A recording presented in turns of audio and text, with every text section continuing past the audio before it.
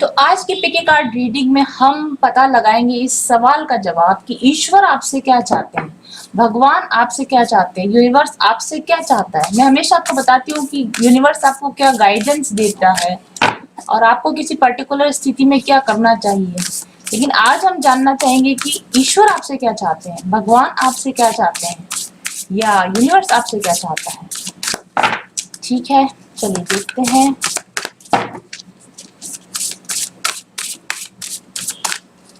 Three cards, please.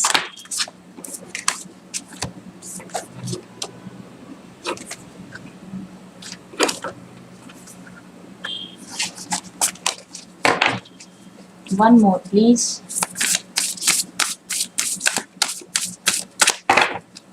One more, please. Oh, two more. चलिए, तो हम इस पिके कार्ड रीडिंग को 4 सब पार्ट में डिवाइड करते हैं। कार्ड्स आपके सामने हैं। First choice beyond religion card है। आप देख सकते हो इसका डिपिक्शन, द्रौपदी का वस्त्र हरण हो रहा है इसमें। Beyond religion card, this is the card number 1। Immovable Himalayas, Ram दरबार का इसमें, इट्स नॉट राम दरबार, विष्णु भगवान है ये, विष्णु भगवान गरुड़ जी। ओके, इसकी डिटेल्स में हम बाद में जाएंगे। तो it's a card of Vishnu card. ये द्रौपदी कार्ड है, ये विष्णु कार्ड है। ये महालक्ष्मी है, महालक्ष्मी और विष्णु, ये it's like a Lakshmi card हम इसको बोल सकते हैं। It's a Lakshmi card, the source of all. और चौथा कार्ड है मेरे पास में इंटेलिजेंस कार्ड, माँ सरस्वती बने हुए हैं इस पे। तो चौथा ऑप्शन हुआ आपका सरस्वती। तो आप अपने लिए एक ऑप्शन चूज कर लीजिए। Card number 1 Draupadi card, card number 2 Vishnu card, card number 3 Lakshmi card and card number 4 Saraswati card. तो पाइल आप चूज कर लीजिए। और अब हम देखते हैं कि आप एक से ज्यादा पाइल भी चूज कर सकते हैं। और थोड़ा कैमरा एडजस्ट करना पड़ेगा आप लोगों के लिए। यस, तो आप अपनी पाइल चूज कर लीजिए। और हम देखते हैं कि आप एक से ज्यादा पाइल भी चूज कर सकते हैं। सभी साइंस के लिए कॉमन रीडिंग है, इसके लिए आपको सन साइन देखने की जरूरत नहीं है। और आपके लिए ईश्वर की ओर से क्या संदेश है, आपसे ईश्वर क्या चाहते हैं, आप जिंदगी में क्या करें, आप जिंदगी में क्या बदलाव करें, आप जीने के तरीके में क्या बदलाव करें, इस पर हम गाइडेंस लेना चाहते हैं आज टैरो की। आप पाइल नंबर 1, पाइल नहीं है, it's a card, card number 1, card number 2, card number 3 और कार्ड नंबर 4 चूज कर लीजिए प्लीज। और हम मिलते हैं आपसे रीडिंग पर। इसके जस्ट बाद में आपको स्टैम्प मिलेगा, टाइम स्टैम्प मिलेगा, देख लीजिएगा। उसी टाइम स्टैम्प पर आप जंप कर सकते हैं, पर मैं आपको सजेस्ट करूंगी कि आपको सारी रीडिंग देख लेनी चाहिए।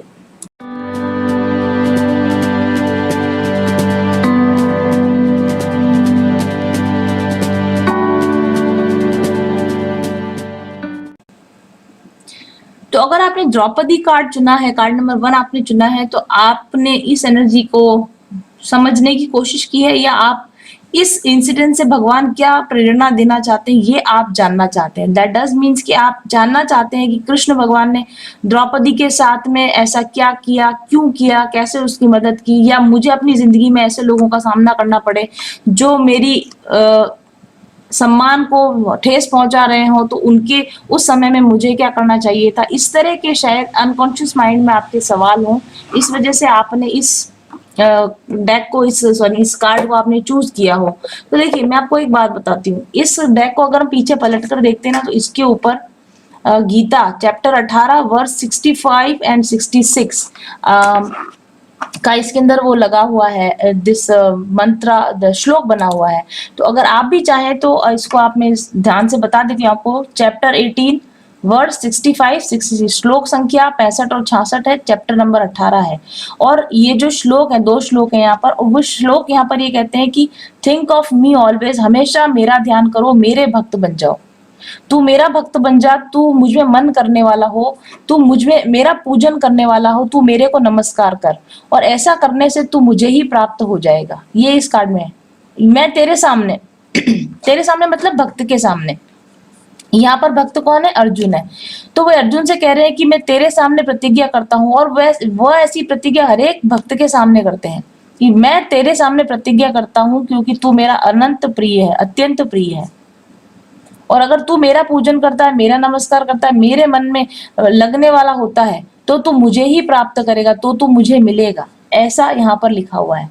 तो डेफिनेटली पहला मैसेज तो ईश्वर आपसे क्या चाहते हैं? ईश्वर आपसे ये चाहते हैं, ईश्वर आपसे चाहते हैं कि आप उनकी भक्ति करें, आप उनमें मन लगाएं, उनका पूजन करने वाले हैं और उन्हीं को नमस्कार करें। और ऐसा करने से यदि आपकी ऐसी इच्छा है कि मुझे ईश्वर की प्राप्ति हो, तो डेफिनेटली आपको इससे ईश्वर की प्राप्ति हो जाएगी।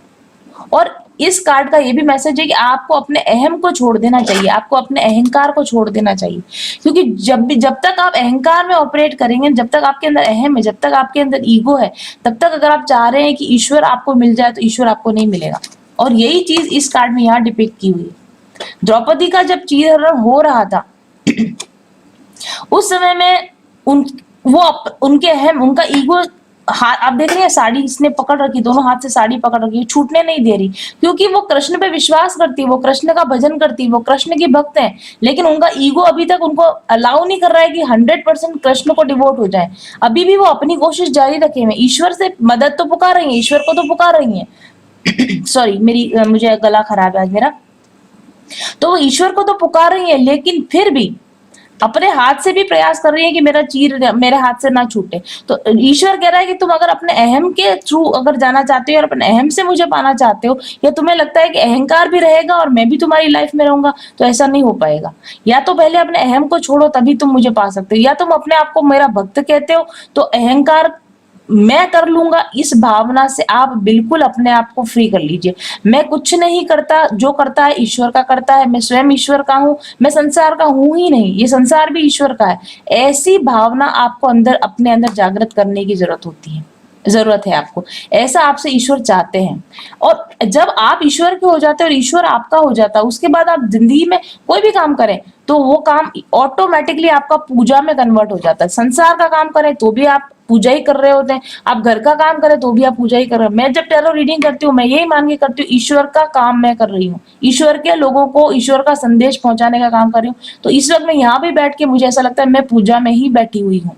इसी तरीके से आपको भी जो कुछ भी कर रहे हैं उसको ईश्वर को समर्पित कर दीजिए। मैं कुछ नहीं करती, मैं सिर्फ ईश्वर की पूजा करती हूँ। मैं जो भी काम करती हूँ उसमें ईश्वर की पूजा ही करती हूँ, और मेरा कुछ भी नहीं है, जो है ईश्वर का ही है। ऐसे कल्याणकारी भावों को आप मानिए, ऐसे कल्याणकारी भावों को आप अपनी जिंदगी में उतारिए, और उसके बाद में ईश्वर कहते हैं कि मैं तेरे योगक्षेमम वहाम्यहम्, मैं तुम्हारी सारी प्रॉब्लम्स को सॉल्व कर दूंगा।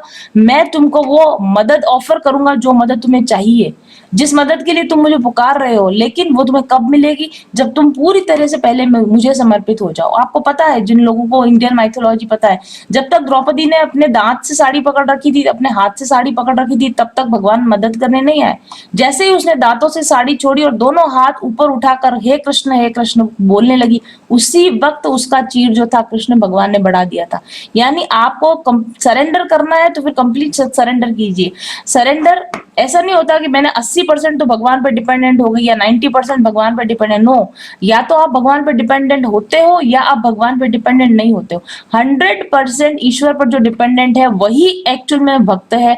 यदि आप कुछ भी अपनी तरफ से उसमें कम करने की कोशिश कर रहे हैं, इतना तो मैं ही कर लूंगा, बाकी भगवान तू देख लेना, अगर ऐसी आपकी जो टेंडेंसी है, तो इसका मतलब अभी आपके अंदर ईश्वर के प्रति सरेंडर की भावना नहीं आई है। ईश्वर आपको यहाँ जो मैसेज दे रहे हैं, that is one message, surrender.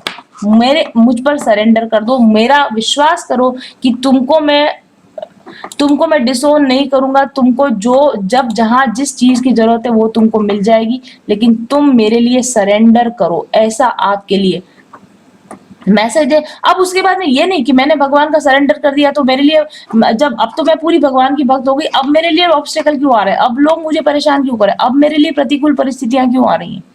जब आप ईश्वर के सरेंडर हो गए और फिर भी आप शिकायत किए जा रहे हो कि मेरी जिंदगी में प्रॉब्लम क्यों है, मेरी जिंदगी में चीजें ठीक क्यों नहीं हुई, मैं तो इतने दिनों से भगवान की भक्ति कर रही हूँ फिर चीजें ठीक क्यों नहीं, दैट डज नॉट मीन कि आपने सरेंडर किया। अब अनुकूल परिस्थितियां आती हैं तो भी आप भगवान की शरण में हो, अब प्रतिकूल परिस्थितियां आती हैं तो भी आप भगवान की शरण में हो, अब आप ईश्वर बनते हो तो भी भगवान की शरण में। 84 लाख योनियों में कहीं भी आप जन्म लेते हो, आप ईश्वर को सरेंडर में रहते हो, दैट इज ट्रू सरेंडर। आपको चाहे भगवान हेवन में भेजता है तो भी आप सरेंडर में हो, आपको हेल में भेजता है तो भी आप भगवान के सरेंडर में हो। ऐसा सरेंडर करने के लिए यहाँ पर आपके लिए मैसेज है, सरेंडर करो तो फिर ऐसा करो, इससे कम भगवान को कुछ चाहिए नहीं, भगवान कम पर मानते नहीं, वो आपको ऐसा सरेंडर। जब एक आप सोच सकते हैं एक लेडी का ऑलमोस्ट रेप होने की स्थिति, उसके कपड़ों को भरी सभा में हटाया जा रहा है और वो लेडी दोनों हाथ ऊपर उठाकर कृष्ण का नाम ले रही है, आप उस सरेंडर की डेप्थ को समझ सकते होगे। ऐसा सरेंडर ईश्वर आपसे चाह रहा है, ठीक है। ये तो आपके लिए पहला मैसेज है ईश्वर की तरफ से, ये आपके लिए पहला मैसेज है। और दूसरा मैसेज ये यहाँ पे द्रौपदी की सीख, द्रौपदी की जिंदगी से आपको क्या सीख लेनी चाहिए, द्रौपदी की जिंदगी से भी आपको सीख लेनी चाहिए। इस मैसेज में ये भी आ रहा है ईश्वर आपसे क्या कर रहा है। जिस तरह से द्रौपदी ने जब जब भी उसके साथ कुछ गलत हुआ ना, उसके खिलाफ उसने हमेशा आवाज उठाई है। ये एक बेचारी महिला नहीं थी, एक अबला नारी नहीं थी, सशक्त महिला थी, सबला नारी थी। तो आपको ये कहा जा रहा है कि जब आपके साथ कुछ गलत हो तो विद्रोह करना सीखो, उसके खिलाफ बोलना सीखो। अब सरेंडर करने का मतलब ये नहीं है कि मैंने भगवान को सरेंडर कर दिया, जो गलत मेरे साथ हो रहा है अब हो जाए, गलत हो जाए, ऐसे नहीं। आपको भगवान पर सरेंडर करने के बाद अपने लिए बोलना सीखो, फिर उसका रिजल्ट क्या आता है वो ईश्वर की मर्जी है। लेकिन आप अपने चुपचाप नहीं रहना। आप अगर कोई लोग आपके साथ कुछ गलत करे तो उसके खिलाफ आप आवाज उठाओ और अपने दिमाग की सुनो और उसको बोलो, अपने ट्रुथ को बोलो, अपने सत्य को बोलो, अंदर ही अंदर अपनी घुटते मत रहो, अपने सत्य को आप बाहर निकालो। ये बात भी आपको यहाँ पर इस कार्ड के थ्रू ये मैसेज मिल रहा है आपको। और इसके अलावा इस कार्ड से भी मतलब है कि जब यहाँ पर ये सब सारी घटनाएं हुई थी उसके तुरंत बाद पांडव युद्ध पे नहीं उतराए थे, धैर्य रखा था।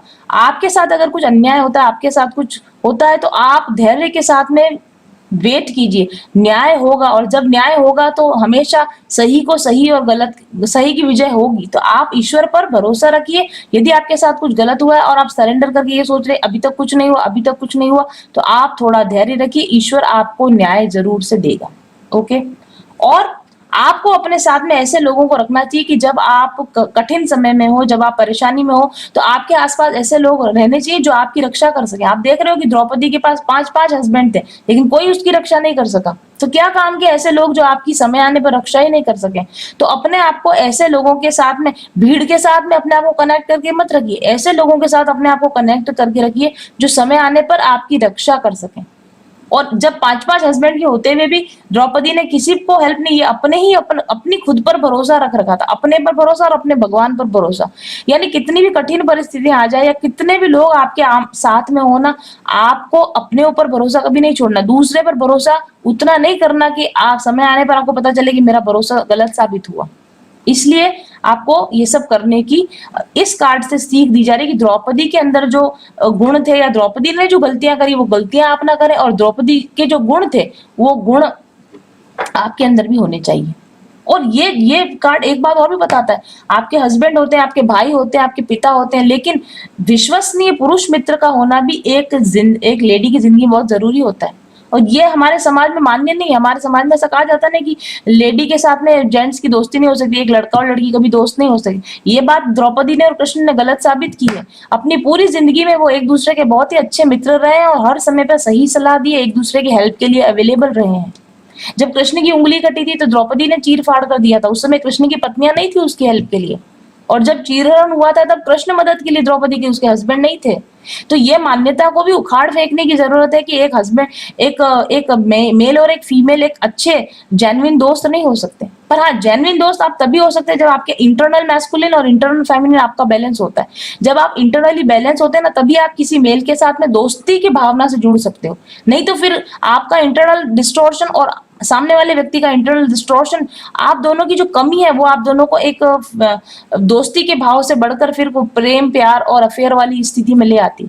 यहाँ पर आप देख रहे हो द्रौपदी जो थी परम पतिव्रता स्त्री थी, सती स्त्री थी। उनके अंदर एक फेमिनाइन और मैस्कुलिन का बैलेंस था। अपने पति के अलावा और किसी के ऊपर प्रेम भाव रखना उनको नहीं अच्छा लगता था, नहीं रखती थी वो। और कृष्ण भगवान भी ऐसे थे। योगी थे, परम योगी कहा जाता है उनको। तो उनकी जो रानियां थी ना, उनके अलावा किसी और के ऊपर उनको, और उनकी तो रानियां ही इतनी सारी थी कि उनको आउटसाइड अफेयर्स की उनको आउटसाइड अफेयर्स की जरूरत भी नहीं थी। तो ऐसा व्यक्ति जो, पहले तो आप अपने आप में बैलेंस बने, आपको किसी दूसरे व्यक्ति की क्रेविंग ना हो, मेल्स की क्रेविंग ना हो, अपने हस्बैंड, अपने जो स्पाउस, उनके अलावा बाहरी मेल्स पर आपको क्रेविंग होनी नहीं चाहिए। और ऐसा मेल के लिए भी, अगर मेल वॉचिंग है तो। और फिर ऐसा अपने लिए एक मित्र चुने जिसको भी आपके लिए सेक्सुअल क्रेविंग ना हो। ऐसे पुरुष मित्र का आपकी जिंदगी में होना जरूरी है।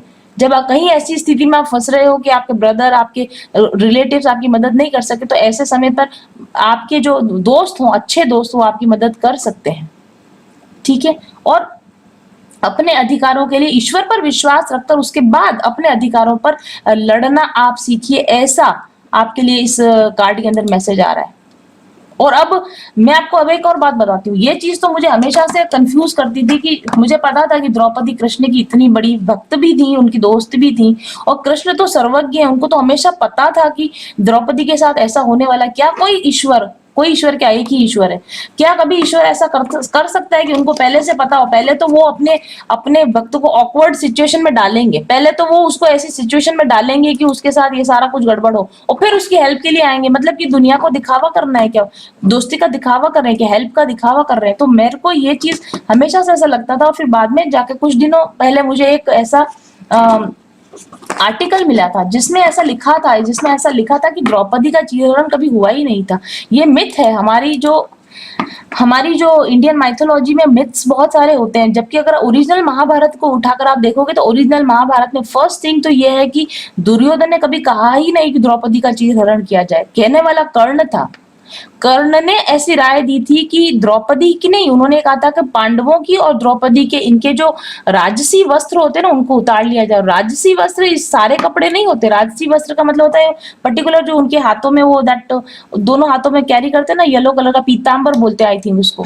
तो उस पीतांबर को उतार लिया जाए। और वो उन्होंने सभी के लिए बोला था कि इनको अब, क्योंकि अब ये राजसी नहीं रह गए, क्योंकि अब ये दास रह गए, तो इनके जो राजसी वस्त्र हैं, जो इनको ये बताते हैं कि ये राजसी हैं, उन वस्त्रों को उतार लिया जाए। इतना ही उनका कहना था। और उनके ऐसा कहने पर पांडवों ने अपने राजसी वस्त्र उतार दिए थे। और सभा उनके जब उन्होंने उतारे तो बाकियों ने भी, यानी गुरु द्रोण ने या उन लोगों ने भी अपने राजसी वस्त्र उतार कर रख दिए थे। लेकिन द्रौपदी ने कहा कि मैं राजसी वस्त्रों का त्याग नहीं करूंगी। और उन्होंने उस वक्त में ये कहा कि दुर्योधन ने ये ऑर्डर जरूर दिया था कि आप दासी के वस्त्र पहन लो, क्योंकि अब आप ये राजसी वस्त्र नहीं पहन सकते, आप दासी के वस्त्र पहनो। तो उस समय में द्रौपदी ने मना कर दिया था कि वो दासी के वस्त्र नहीं पहनेंगी। और ऐसे समय में उनको कंपाइल किया जा रहा था कि आप इन वस्त्रों को चेंज करके आइए और आप दासी के वस्त्र पहनिए। और तब दुशासन ने ये गलती की थी कि उन्होंने उनके कपड़ों पर हाथ लगाया था। ठीक है। और उन्होंने कोशिश की थी उसको, लेकिन चीरहरण जैसी घटना नहीं हुई थी और ऐसा कुछ भी नहीं हुआ था। हुआ ये था कि द्रौपदी ने उसी वक्त में, जब उनके वस्त्र के ऊपर हाथ लगाया गया, उसी वक्त उन्होंने कृष्ण भगवान का नाम लेना शुरू कर दिया था। और उन्होंने कहा था कि मेरा कल्याण और मेरा न्याय कृष्ण करेंगे। और इतना सुनने के बाद ही दुशासन का दिल दहल गया था, क्योंकि उनको पता था कि जब कृष्ण दंड देते हैं तो किस तरह का दंड होता है। कृष्ण ने कितने ही राक्षसों का वध कर दिया, कितने ही लोगों को दंड दिया था, और वो किस तरीके से अपने फेवर, जो उनके परम भक्त है, उनका क्या हश्र करेंगे अगर उनको पता चला कि ऐसी घटना बन पड़ी है। इस डर से दुर्योधन ने अपना हाथ खींच लिया था। और इस तरीके से द्रौपदी का चीरहरण कृष्ण की वजह से नहीं हो पाया था, क्योंकि कृष्ण का नाम लेते ही दुशासन ने अपना हाथ खींच लिया था। और मुझे ये घटना तर्कसंगत लगती है, मुझे ये चीज ज्यादा सही लगती है कि यदि आप कृष्ण को अपना मित्र बनाते हो, यदि आप कृष्ण पर भरोसा जताते हो, तो कोई दुष्ट आपकी तरफ हाथ लगाने की सोच भी नहीं सकता। वो सिर्फ ये सोचेगा ये कृष्ण का भक्त है, इसको कृष्ण की हेल्प है, भैया इससे दूर रहने में ही अपनी भलाई है। और ऐसा ही दुशासन ने सोचा था, और यही सोचकर उस कृष्ण द्रौपदी के चीर को छोड़ दिया गया था। ये चीर हरण की घटना डेफिनेटली इसी तरीके से बन पड़ी होगी, यही ज्यादा तर्कसंगत मुझे लगती है। तो आई थिंक कि आपको इस मैसेजेस आपके क्लियर हो गए होंगे कि ईश्वर आपसे क्या चाहते हैं। Thank you very much for watching. तो कार्ड नंबर 2 है हमारे पास में इमूवेबल हिमालयस, अडिग हिमालय। ओके। और इसमें आप देख सकते हैं, इसके अंदर भगवान नारायण या भगवान विष्णु जो है वो विराजमान है। उनके सारे भक्त यहाँ पर विराजित हैं और भगवान का पूजन कर रहे हैं या वंदन कर रहे हैं, अर्चन कर रहे हैं।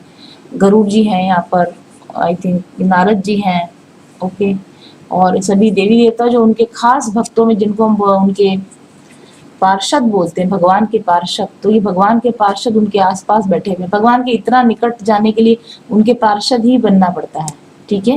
तो और इसके पीछे जो यहाँ पर श्लोक लिखा हुआ है, ये श्लोक है गीता का श्लोक है, चैप्टर 10 वर्स 5 है, यानी श्लोक नंबर 25, अध्याय 10 और उसका श्लोक नंबर 25 है। इसका अर्थ क्या है, यहाँ पर जो संस्कृत में लिखा हुआ है और उसके बाद में उसका इंग्लिश में अनुवाद किया हुआ है, इसको मैं आपको सरल शब्दों में समझाती हूँ कि ईश्वर आपको क्या संदेश देना चाहते हैं। देखिए, ईश्वर श्री कृष्ण भगवान अर्जुन को ये बोल रहे हैं इस पर्टिकुलर इस मंत्र के अंदर कि महर्षियों के अंदर, यानी कि ऋषियों के अंदर मैं भृगु ऋषि हूँ, शब्दों के अंदर या वाणी में, साउंड में, साउंड, सारे साउंड्स के अंदर आई एम द ओम, मैं अक्षर हूँ, मैं प्रणव हूँ, मैं ओमकार हूँ। और सभी यज्ञों में, जितनी भी तरह के यज्ञ किए जाते हैं उसके अंदर मैं जप यज्ञ हूँ, और स्थिर रहने वालों में मैं हिमालय हूँ। अब इसका अर्थ क्या है, इसके लिए इसका मैसेज आपके लिए क्या है? देखिए, महर्षियों में भृगु में हूँ, इसका अर्थ मैं आपको बताती हूँ। आपको पता है हिंदी, वैदिक संस्कृति में बहुत तरह के भृगु हुए हैं, सॉरी बहुत तरह के महर्षि हुए, अत्रि, मरीचि, इस तरह के बहुत सारे महर्षि हुए, लेकिन सभी से बड़े राजा महर्षि भृगु को क्यों कहा गया है? क्योंकि महर्षि भृगु जो है बहुत बड़े भक्त हैं, ज्ञानी हैं, तेजस्वी हैं। और ऐसा कहा जाता है कि भृगु ऋषि ने एक बार ब्रह्मा, विष्णु और महेश तीनों की परीक्षा की थी, और उसमें भगवान विष्णु को श्रेष्ठ देवता बताया था। यहाँ विष्णु भगवान है, वो आप देख रहे हैं श्रेष्ठ देव की तरह सेवित है।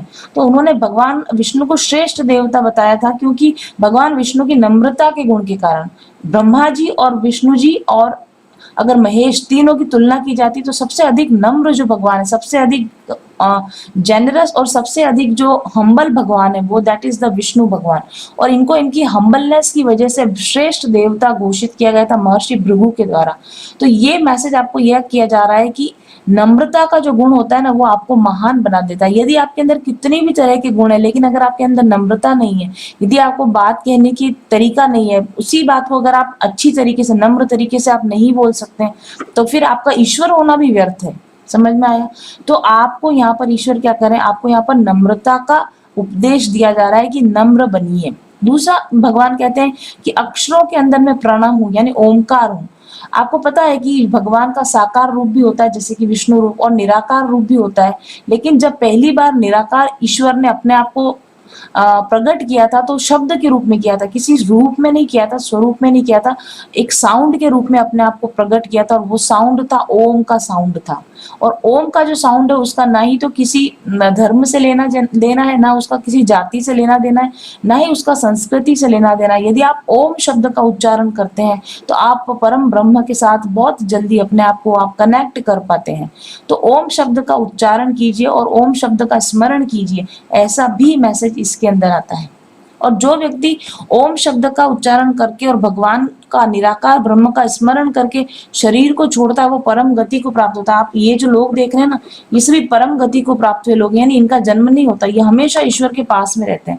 यदि ऐसा निकट, ऐसा सानिध्य आपको चाहिए, तो आपको ओंकार शब्द का जाप, यानी ईश्वर के उच्चतम नामों का जाप, उन नामों का जाप जिनको करने से परम गति मिलती है, उन नामों का आपको स्मरण करते रहना चाहिए। ओके।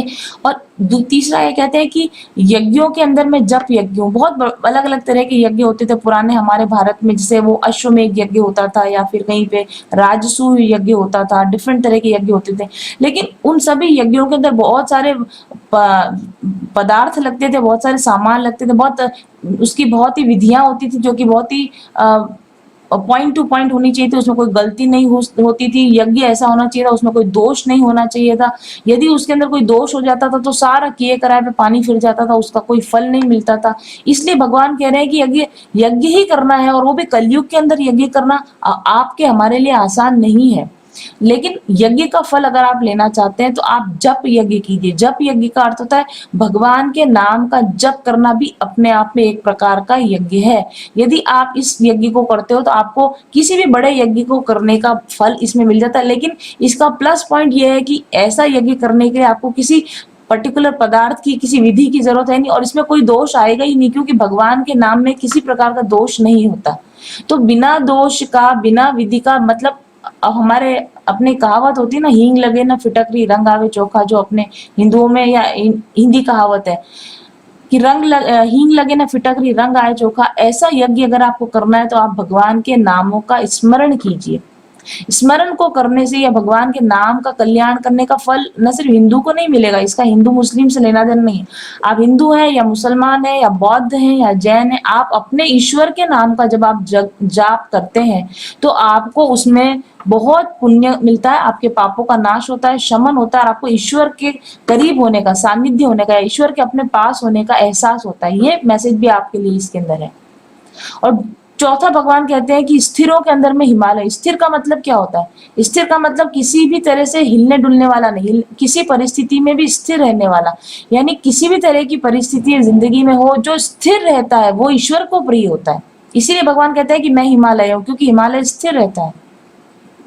और स्थिर रहने का मतलब ये भी है कि जो व्यक्ति तप करता है, जो व्यक्ति मेडिटेशन करता है, जो व्यक्ति एक जगह पर बिना हिले बैठकर ईश्वर के नाम का स्मरण करता है, ये अपने आप को अचल बनाने का, अपने आप को बैलेंस में लाने का जो कोशिश करता है, वो ईश्वर को प्रिय होता है। यानी जो सुख में, दुख में, लाभ में, हानि में हिलता डुलता नहीं, यानी विचलित नहीं होता, और जो बिना विचलित हुए एक जगह पर बैठकर ईश्वर के नाम का या तो जप करता है या ध्यान करता है, ऐसा व्यक्ति ईश्वर को प्रिय होता है। और अगर आप हिमालय की बात करें तो हिमालय जो होता है ना, उसमें से कितनी सारी नदियां निकलती हैं, और वो नदियां पूरे भारत को सींच रही हैं। जहां पर भी हिमालय से निकली हुई नदियां हैं, वो उस क्षेत्र का सिंचन करती हैं। हिमालय में कितनी सारी औषधियां होती हैं, हिमालय में कितने सारे योगी तपस्या कर रहे हैं। यानी हिमालय जो है ना, वो बेस्ट चीजों का, यानी गुण उसके इतने गुण है कि आप उनका वर्णन नहीं कर सकते। तो गुणी आदमी ईश्वर को प्रिय होता है। आपके अंदर के अच्छे गुण, और ऐसे गुण जो परोपकार करने वाले गुण है। हिमालय के अंदर जो कुछ भी है वो दूसरों के काम आ रहा है। अगर आप उसको देखोगे तो आपका मन प्रसन्न होगा, अगर आप वहां रहोगे तो आपकी आत्मा प्रसन्न होगी। अगर आप वहां की चीजों को अगर आप इस्तेमाल करते हो, कंप्लीटली ऑर्गेनिक वाटर, ऑर्गेनिक वहां का फूड, ऑर्गेनिक वहां की दवाइयां, वहां का जड़ी बूटियां सब ऑर्गेनिक, तो ऐसा आप बने कि आपके गुणों की वजह से दूसरे लोगों को फायदा हो सके, तो आप ईश्वर के प्रिय हो जाएंगे। ओके, अगर आप नाम जप करते हैं सॉरी, नाम जप करते हैं तो आप ईश्वर के प्रिय हो जाएंगे। अगर आप ओंकार शब्द का जप करते हैं तो आप ईश्वर के प्रिय हो जाएंगे। और अगर आप नम्रता का गुण प्रदर्शित करते हैं तो आप ईश्वर के प्रिय हो जाएंगे। ये आपके लिए इस के अंदर मैसेज निकल कर आया, वन मैसेज। और एक मैसेज इसके अंदर मुझे और भी नजर आता है। इस लेवल पर पहुंचने वाले जो भक्त होते हैं ना, आप देखेंगे कि जो हिंदू माइथोलॉजी को जानते हैं, इस लेवल के जो भक्त होते हैं ना, वो कोई बड़े बड़े यज्ञ नहीं करते, बड़े बड़े तपस्याएं नहीं करते, एक टांग पर खड़े होकर नहीं खड़े होते, वो सब काम वो कर चुके हैं। इस लेवल के ऊपर जब जो भक्त होते हैं ना, वो भगवान की नवधा भक्ति करते हैं। आप लोगों में से कुछ सभी जानते होंगे, आई थिंक, नवधा भक्ति तो आप लोगों को सुना ही होगा आप लोगों ने। नवधा भक्ति माने भगवान की 9 प्रकार से जो व्यक्ति भक्ति करता है, वो ईश्वर का सामीप्य पाता है, वो ईश्वर के करीब हो जाता है। इसका भी मैसेज आपके लिए यहाँ पर आ रहा है। नवधा भक्ति क्या होती है? नवधा भक्ति का अर्थ है, पहले मैं आपको श्लोक बताती हूँ। श्रवणम कीर्तनम विष्णु स्मरणम पाद सेवनम अर्चनम वंदनम दास्यम सख्यम आत्मनिवेदनम। श्रवणम, पहली जो भक्ति होती है, श्रवण, भगवान के गुणों का श्रवण करना, जैसा परीक्षित ने किया था। भगवान के गुणों का कीर्तन करना, जो सुखदेव जी करते हैं। भगवान के गुणों का स्मरण करते रहना, उसके लिए प्रहलाद का उदाहरण दिया जाता है। और भगवान के सेवक, भगवान के पैरों की सेवा करना, पाद सेवन। लक्ष्मी जी, उसका कोई उससे बेहतर उदाहरण नहीं हो सकता। सारे दिन भगवान के चरण चापती हैं वो, तो लक्ष्मी जी। या अर्चन करना, यानी उनकी पूजा पाठ करना, जैसे राजा अम्बरीश थे या जैसे पृथु राजा थे, और उनको वंदन करना, ईश्वर को वंदन करना। और हर एक इंसान में ईश्वर ही है, हर एक इंसान ईश्वर का ही रूप है, ऐसा मानकर हर व्यक्ति का वंदन करना, जैसे कि अक्रूर जी। और भगवान का मैं दास हूं और भगवान मेरे मालिक है, ऐसा मानना, जैसे लक्ष्मण जी, जैसे हनुमान जी। और भगवान मेरे मित्र हैं, जैसे सुदामा, जैसे अर्जुन, जैसे द्रौपदी। कल बताया था मैंने आपको, फाइल नंबर 1 में बताया था मैंने आपको। और आत्मनिवेदन करना, यानी भगवान जैसा चाहे मेरे साथ बिहेव कर लें, आई एम ऑल अवेलेबल, ऐसा कहने वाला राजा बलि। आई थिंक यहाँ पर कहीं राजा बलि होंगे, यहाँ पर इनमें से कोई एक। तो अगर आप ईश्वर का सामीप्य पाना चाहते हैं तो आपको कोई बहुत बड़े-बड़े टोले टोटके करने की जरूरत नहीं है। आप भगवान का श्रवण करें, कीर्तन करें, स्मरण करें या ईश्वर की सेवा करें, अर्चना करें, वंदन करें या उनका दास अपने आप को उनका अपना रिश्ता उनके साथ बना लें, चाहे दास का रिश्ता बना लें या मित्र का रिश्ता बना लें या प्रेम का आत्मनिवेदन, गोपियां भी आत्मनिवेदन। तो आप आत्मनिवेदन के द्वारा जैसे भी हो ईश्वर के साथ अपना एक ऐसा रिश्ता बना लें कि ईश्वर चौबीसों घंटे आपके स्मरण में रहें। और जब आप ऐसा करते हैं तो आप ईश्वर का सानिध्य प्राप्त कर लेते हैं, आप ईश्वर का सामीप्य प्राप्त कर लेते हैं। आई थिंक कि आप लोगों ने अगर ये मैसेज चुना है तो इसका मतलब है कि आपको कहीं ना कहीं ईश्वर का सामीप्य पाने की इच्छा है, ईश्वर के पास जाने की इच्छा है। तो आपको ईश्वर का यही उद्देश्य है कि यदि आपको मेरे पास में आना है तो आप भृगु ऋषि जैसे बनिए, या फिर आप ओंकार का जाप कीजिए, या आप मेरे नामों का जाप कीजिए, या आप स्थिर हिमालय की तरह तप कीजिए, या फिर आप मेरी नवधा भक्ति कीजिए, तो आप मेरे करीब आ सकते हैं। और इसके अलावा भगवान ये जो सब तरफ ये जो भक्त है ना, भगवान के 4 तरह के भक्त होते हैं, अलग अलग तरह के यहाँ पर भक्त आपको नजर आ रहे हैं। हालांकि ये तो सभी एक ही तरह के भक्त हैं, यानी कि जो कंप्लीटली डिवोटेड ज्ञानी भक्त हैं। यहाँ पर जितने आपको दिख रहे हैं मोस्टली ये सभी ज्ञानी भक्त हैं, लेकिन भगवान के भक्त 4 तरह के होते हैं। भगवान आपको ये कह रहे हैं कि आप किसी भी वजह से मेरे को याद करो, आप किसी भी वजह से मुझे याद करोगे तो आप मेरे भक्त हो और आप मुझे अपने करीब पाओगे। एक भगवान के 4 भक्त कौन से होते हैं? भगवान के 4 भक्त होते हैं आर्त भक्त, जिज्ञासु भक्त, अर्थार्थी भक्त और ज्ञानी भक्त। आर्त भक्त का मतलब होता है कि जो कष्ट आने पर भगवान को याद करता है, दुख दूर करवाने के लिए भगवान को याद करता है, तो वो आर्त भक्त कहलाता है, उसकी भी भगवान सुनते हैं। उसके बाद ऊपर उससे उससे नेक्स्ट लेवल का जो भक्त होता है वो होता है जिज्ञासु भक्त। जिज्ञासु का मतलब जिसको जानना है ईश्वर क्या है, ईश्वर तत्व को जानने की इच्छा, मैं आपको जानना चाहता हूँ इसलिए आपकी भजन करता हूँ, वो जिज्ञासु भक्त होता है, वो भी भगवान को प्रिय होता है। तीसरा भक्त होता है अर्थार्थी भक्त, जिसको दुख तो नहीं है और जिसको भगवान की जिज्ञासा भी नहीं, लेकिन उसको पैसा चाहिए, मनी चाहिए, भोग है, भगवान ये दे दो, भगवान वो दे, नौकरी लगा दो, मेरा मकान बना दो, मुझे कार दिला दो। यानी धन के लिए जो भगवान को याद करता है, भजन के लिए नहीं करता या उनको जानने के लिए नहीं करता, वो अर्थार्थी भक्त होता है। भगवान को वो भी प्रिय है, और कम से कम उनसे जो कि उसको बिल्कुल भी याद नहीं करते। और चौथा तरह का जो सबसे टॉप क्लास का जो भक्त होता है दैट इज ज्ञानी भक्त। ज्ञानी भक्त वो होता है जो निष्काम भक्ति करता है, उसको कुछ नहीं चाहिए, उसको भगवान को जानना भी नहीं है, उसको कष्ट आ जाए तो भगवान की मदद भी नहीं चाहिए, उसको भगवान से धन और वैभव संपत्ति भी नहीं चाहिए, उसको भगवान चाहिए क्योंकि उसको भगवान से प्रेम है। और ऐसा जो भक्त होता है ना, ये जो आपको यहाँ नजर आ रहे हैं ना, ये सभी ज्ञानी भक्त हैं। और जो सबसे टॉप लेवल के भक्त जो मैंने बताया आपको भगवान के पार्षद बनते हैं, जो भगवान के सानिध्य से कभी अलग नहीं होते, वो सभी ज्ञानी भक्त होते हैं, निष्काम भक्त होते हैं। तो भगवान कहते हैं कि यदि मेरा ऐसा सानिध्य पाना चाहते हो तो आप मेरी निष्काम भक्ति करो। और जो निष्काम भक्त होते हैं, जो ज्ञानी भक्त होते हैं, उनके योगक्षेम का वहन भगवान करते हैं। योगक्षेम का मतलब उनकी टोटल रिस्पॉन्सिबिलिटी भगवान ले लेते हैं। ठीक है, तो ईश्वर का आपको यहाँ पर ये मैसेज आ रहा है कि आप परम ज्ञानी बनिए, ज्ञान का अर्जन कीजिए और शुद्ध बुद्धि रखिए, बिल्कुल अपनी बुद्धि को आप एकदम से निर्मल रखिए और उसके बाद मेरी भक्ति कीजिए। और इस तरह से अगर आप मेरी भक्ति में लगे रहेंगे तो एक दिन आप इसी तरीके से मुझे पा लेंगे जैसे बाकी भक्तों ने मुझे पाया है। तो ये सारे मैसेज फाइल नंबर 2 के लिए निकल कर आए हैं। Thank you very much. तो पाइल नंबर 3 जिन्होंने ये कार्ड चुना है, जिसमें आपको यहाँ पर विष्णु भगवान और लक्ष्मी जी का छवि नजर आ रही है और यहाँ पर लिखा हुआ है द सोर्स ऑफ ऑल। और इसके पीछे की साइड अगर हम देखें तो गीता का चैप्टर 10 वर्स 8 लिखा हुआ है, श्लोक 8 अध्याय 10 श्लोक 8 लिखा हुआ है। और पहले अगर हम इसी की व्याख्या करें कि इस यहाँ पर जो लिखा हुआ है इसका हिंदी मीनिंग क्या है, यहाँ पर संस्कृत मीनिंग लिखा हुआ है, यहाँ पर उसका फिर एक इंग्लिश एक्सप्लेनेशन, लेकिन मैं आपको सरल इसका मतलब समझा देती हूँ। ईश्वर ये कह रहे हैं कि मैं संसार का मूल कारण, I am the source of all, मैं ही संसार का मूल कारण हूँ। सारा जो कुछ भी आपको दिखता है उसके पीछे सोर्स मैं ही हूँ, मेरे ही द्वारा सारा संसार बना हुआ है, मेरे ही द्वारा सारा संसार चेष्टा कर रहा है, यानी कुछ कर रहा है, जो कुछ आप कर रहे हो उसकी वजह मैं ही हूँ।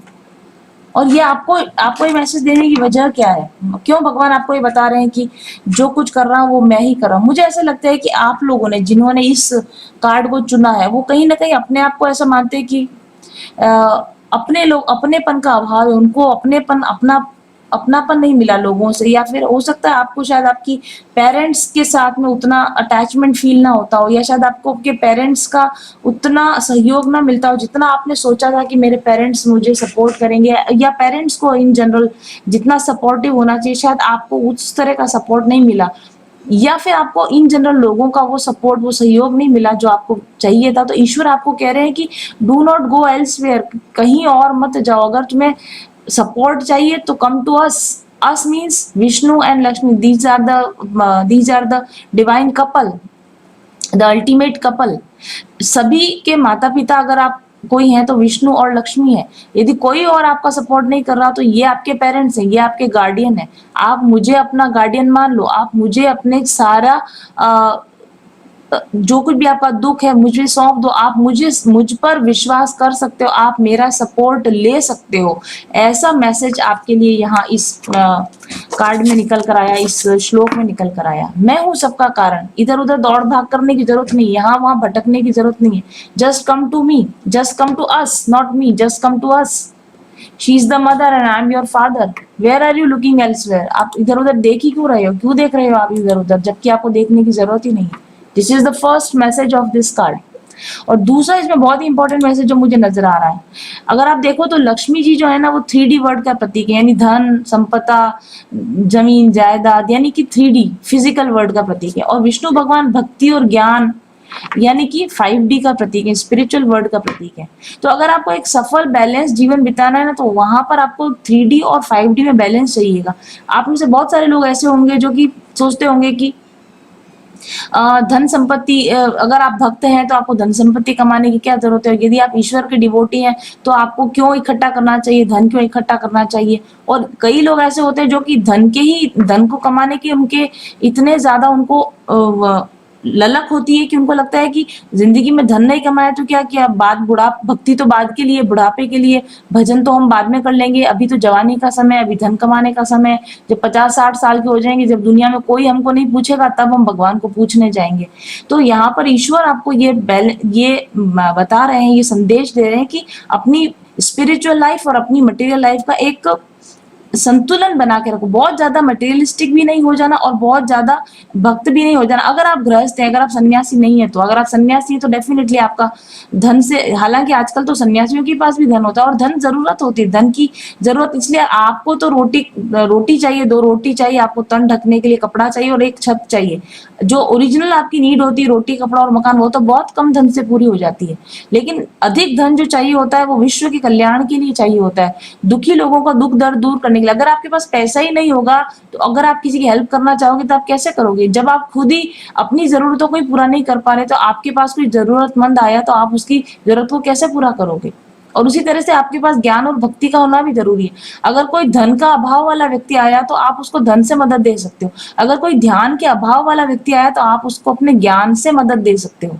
तो आपके पास धन भी होना चाहिए और आपके पास ज्ञान भी होना चाहिए, आपके पास में शक्ति भी होनी चाहिए धन की और आपके पास भक्ति भी होनी चाहिए। यानी एक स्पिरिचुअल और मटेरियल लाइफ के बीच में आपको संतुलन बना के रखना चाहिए। ये मैसेज भी यहाँ से निकल कर आ रहा है। तो तीसरी चीज यहाँ से निकल कर आ रही है, शादी जिनकी विवाह हो चुका है, जिनकी शादी हो चुकी, marriage is a very sacred relation. Marriage एक बहुत ही सेक्रेड रिलेशन है और इस सेक्रेड रिलेशन को बहुत ही ईमानदारी के साथ निभाना चाहिए। और आपको अपने स्पाउस को ईश्वर के समान, मतलब जैसे लक्ष्मी जी भगवान के पैर दबाती रहती है तो भगवान भी लक्ष्मी जी के बिना कहीं नहीं जाते। तो यानी आपको अपने मैरिड लाइफ में अपने स्पाउस के साथ में एक बहुत खूबसूरत कनेक्शन बना के रखना चाहिए। आपको हर संभव प्रयास करना चाहिए कि आप दोनों मिलकर एक पावर कपल बने। आप एक ऐसा कपल बने कि आप जहां भी जाकर खड़े हो तो लोगों को आपके अंदर लक्ष्मी और विष्णु की छवि नजर आए। तो आप मैरिज को और अपने जीवन साथी को इम्पोर्टेंस दीजिए और उनसे वैसी ही इम्पोर्टेंस आप मांगिए भी। आप देख रहे हैं कि विष्णु ने लक्ष्मी को आगे रखा हुआ है, ओके, लेकिन आप ये भी देख रहे हैं कि छवि विष्णु की बड़ी है। यानी अभी इन दोनों में से कौन बड़ा, कौन छोटा, कौन आगे, कौन पीछे, आप नहीं बता सकते। यदि वो पीछे है तो भी उनका स्थान ऊंचा है और यदि ये आगे है तो भी इनका स्थान छोटा। यानी कि जब आप विवाह करते हैं तब आप छोटा बड़ा कंपैरिजन करना या फिर विवाह संस्था आपके अगेंस्ट जाकर दूसरे रिलेशंस बनाना, ये सब आपको नहीं करना चाहिए। जो जिस जीवन में जो जीवन साथी आपको मिला है, उसी के साथ में एक ईमानदार, एक अच्छा, एक मजबूत, एक मीठा रिलेशन आपको बनाने की हमेशा कोशिश करते रहना चाहिए। ये भी यहाँ पर एक मैसेज निकल कर आया है। और उसके बाद तीसरा मैसेज जो मुझे यहाँ पर समझ में आता है कि अ, एक चीज मुझे समझ में, आपको शायद पता होगा कि जो लक्ष्मी जी होते हैं, विष्णु के भगवान के हमेशा जो है चरण दबाते रहते हैं। और यहाँ पर भी आप देख रहे हो कि विष्णु का स्थान ऊंचा और लक्ष्मी को नीचे स्थान दिया गया है। इसका मतलब क्या है? इसका मतलब ये है कि अगर आपके पास धन आ जाए तो भी आपको भक्ति करना नहीं छोड़ना है, और अगर आपके पास धन आ जाए तो उस धन का इस्तेमाल धर्म की सेवा के लिए लगाना है। विष्णु भगवान धर्म का प्रतीक है, लक्ष्मी जी धन का प्रतीक है। अगर आपके पास धन आ भी जाता है तब भी उस धन को ना आपको ईश्वर की सेवा में लगाना, उस धन को आपको धर्म की सेवा में लगाना चाहिए। और दूसरी चीज, पत्नी का जो बेस्ट स्थान होता है वो पति की सेवा करने से जो पत्नी को मान सम्मान मिलता है, वो पति की सेवा न करने वाली स्त्रियों को नहीं मिलता। आपको शायद ये स्टोरी पता है या नहीं पता, लेकिन लक्ष्मी जी की एक सिस्टर है जो अलक्ष्मी नाम से जानी जाती है। तो एक बार अलक्ष्मी जी थी, वो लक्ष्मी जी से मिलने आई, तो वो देख रही थी कि वो लक्ष्मी जी जो है वो भगवान के पैर दबा रही है, बड़े प्यार से भगवान को उन्होंने लिटा हुआ है भगवान, और वो उनके पैर दबा रही है। तो उनको ये देखकर ऐसा लगा, और जो अलक्ष्मी जी जो आई थी वो ऐसी थी कि उनका बाल बिखरे हुए हैं, उनके कपड़े खराब हो रहे हैं, और उनके गुस्से वाले बड़े बड़े दांत हो रहे हैं उनके, और बिल्कुल भी she was not like a very आकर्षक नहीं थी, बिल्कुल भी इस तरह की नहीं थी कि लक्ष्मी जी के स्वरूप के बिल्कुल ऑपोजिट। और आपने देखी होगी ऐसी बहुत सारी लेडीज आपने देखी होंगी जो 12-12 1-1 बजे तक गाउन में घूमती रहती हैं, उनके बाल संवरे हुए नहीं होते, जोर जोर से बोलती हैं, वो अलक्ष्मी का प्रतीक होती हैं। तो यहाँ पर आपको ये कहा जा रहा है कि आपको लक्ष्मी का प्रतीक बनना है। आप घर में अगर आप माँ है, बहन है, बेटी है, जो भी आप हैं, एक लक्ष्मी ऐसा लगना चाहिए कि आपको देखकर ऐसा लगना चाहिए कि लक्ष्मी का अवतार है। ऐसा नहीं लगना चाहिए कि ये लेडी अलक्ष्मी का अवतार है। तो वो जो अलक्ष्मी जी जब लक्ष्मी जी के पास गई तो वो उनको पूछती है कि मेरा तो कोई हस्बैंड नहीं है, तुम तो हस्बैंड के साथ बैठी हो आराम से भगवान, और तुमको तो तुम्हारी तो वैल्यू है, मेरी कोई वैल्यू नहीं करता, तो अब मैं कहाँ जाऊं, मेरा हस्बैंड भी नहीं है, तो मैं अब तुम्हारे साथ ही रहूंगी। तो देवी लक्ष्मी जी ने उनको श्राप दिया कि जाओ, मृत्यु के देवता तुम्हारे पति हो जाए, और तुम जहां भी रहोगी ना, जहां भी गंदगी हो, मेरे पास मत रहोगी। लक्ष्मी जी ने कहा कि तुम मेरे पास मत रहो, जहाँ कहीं गंदगी हो रही हो, जहाँ कहीं लोग एक दूसरे से ईर्ष्या करते हो, लालच होता हो, लोग आलसी हो, लोग एक दूसरे से रोष करते हो, लड़ाई झगड़ा होता हो ना, उस जगह पर तुम जाकर रहो। तो यहाँ पर आपको ये भी मैसेज दिया जा रहा है, अगर आप एक हस्बैंड वाइफ है, अगर आपका एक घर है, अगर आपकी एक गृहस्थी है, तो अलक्ष्मी को अपने आप से दूर रखने के लिए ना घर के अंदर से गंदगी को साफ करके रखिए। लालच, ईर्ष्या, आलस, इनको आप हटा के रखेंगे तो लक्ष्मी और विष्णु की कृपा आपके ऊपर हमेशा बनी हुई रहेगी। और इसीलिए लक्ष्मी जी सारे दिन भगवान के चरण दबाती रहती, मतलब चरणों को साफ करती रहती, चरणों की गंदगी दूर करती रहती, बिल्कुल भगवान विष्णु मैले ना हो जाए, ताकि अलक्ष्मी उनके करीब ना आ सके। और जब आप लक्ष्मी जी की सेवा पूजा करते हैं कि आप घर में साफ सफाई रखते हैं, या आप लक्ष्मी जी को पुकारते हो, तो उसमें आप हमेशा ध्यान रखिए, बहुत सारे लोग अलोन लक्ष्मी, अकेली लक्ष्मी की पूजा कभी नहीं करनी चाहिए। लक्ष्मी की पूजा हमेशा लक्ष्मी नारायण के साथ करनी चाहिए। लक्ष्मी जी अकेली कहीं आती नहीं, हो बिना भगवान के कहीं आती नहीं, और भगवान बिना बुलाए भक्त के जाते नहीं। तो आप लक्ष्मी जी की आराधना करें तो नेवर अलोन, कभी लक्ष्मी जी को अकेले ना पूजें, उनको हमेशा लक्ष्मी नारायण के साथ ही पूजें। तो आपके घर में धन भी आएगा और धर्म भी आएगा, आपके घर में शक्ति भी आएगी और आपके घर में भक्ति भी आएगी। ऐसा मैसेज भी इस कार्ड के अंदर है। और लक्ष्मी जी की जो पूजा करते हैं ना, कई सारे लोग जो गणेश जी के साथ में रख के पूजा करते हैं, वो सिर्फ दिवाली के दिन होती है, वो पूजा साल भर नहीं होती। लक्ष्मी जी को आपको अगर बिठाना है तो आप विष्णु के बगल में बिठाकर उनकी पूजा कीजिए। लक्ष्मी जी को गणेश जी के पास में बिठाकर जो लोग पूजा करते हैं, दैट इज रॉन्ग। वो केवल वन टाइम पूजा होती है, जो दिवाली की पूजा होती है। अदरवाइज लक्ष्मी जी का स्थान विष्णु के साइड में है, उनके वाम पर है, और उनको उनके साथ ही पूजा जाना चाहिए। वरना जो लक्ष्मी आती है वो चंचला लक्ष्मी आती है घर के अंदर। अगर आप विष्णु की सेवा नहीं करते हो तो जो भी धन आएगा वो स्थिर नहीं रहेगा, वो टिकेगा नहीं। तो ये मैसेज भी यहाँ पर मिल रहा है।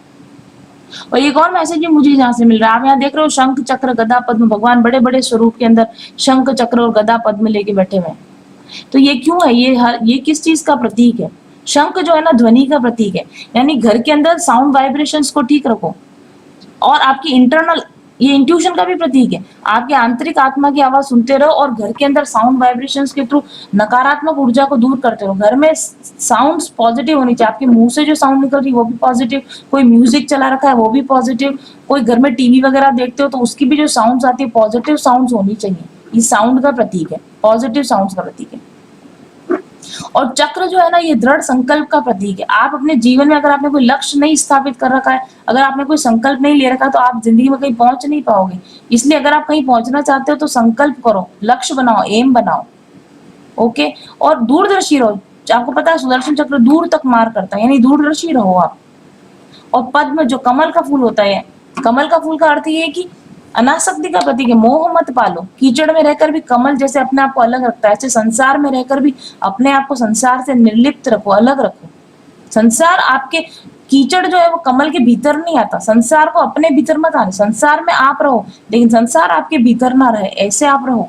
ये आपके लिए यहाँ पर मैसेज निकल कर आता है। और गदा जो है ना, ये शक्ति का प्रतीक है। अगर कोई गलत कर रहा है तो उस गलत को गलत कहना और गलत के खिलाफ आवाज उठाने का आप मादा रखो। ये मैसेज है आपके लिए यहाँ पर।